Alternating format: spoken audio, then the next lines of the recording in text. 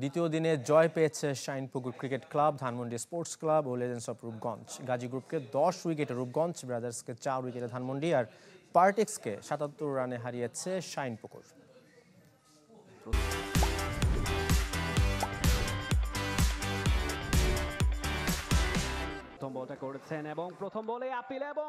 বিকেএসপির 3 নম্বর মাঠে টস হেরে ব্যাট করতে নেমে শরীফুল ইসলামের বোলিং তাণ্ডবে বিধ্বস্ত গাজী গ্রুপ ক্রিকেটার্স।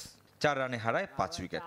এরপর ওয়াসি সিদ্দিককে নিয়ে প্রতিরোধের চেষ্টা করেন তোফায়েল আহমেদ, কিন্তু তানভীর ইসলামের ঘূর্ণি জাদুতে 67 বল আগে মাত্র 93 রানে অল আউট হয় গাজী গ্রুপ। সর্বোচ্চ 26 রান করেন আব্দুল গাফফার।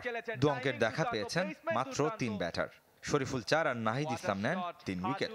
জবাব দিতে নেমে তানজিদ হাসান তামিমের 46 বলে 65 রানের ঝড়ো ইনিংসে ভর করে কোনো উইকেট না হারিয়ে 217 বল আগে জয় পায় লেজেন্ডস অফ রূপগঞ্জ।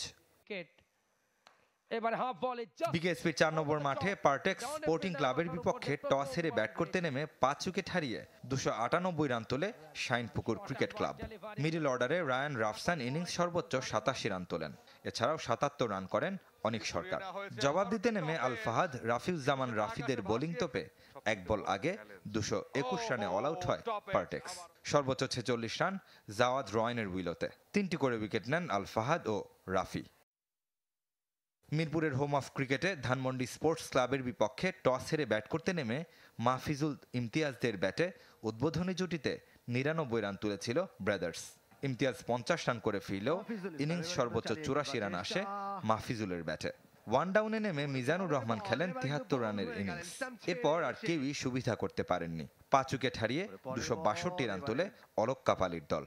জবাব দিতে নেমে ফজলে রাব্বি, ইয়াসির আলী, নুরুল হাসান সোহানদের ব্যাটে 6 উইকেট হারিয়ে 8 বল আগে জয় তুলে নেয় ধানমন্ডির জায়ান্টরা। 58 রানে অপরাজিত থেকে দলের জয় নিশ্চিত করেন অধিনায়ক নুরুল হাসান। রেদওয়ান শুয়েব, চ্যানেল 24।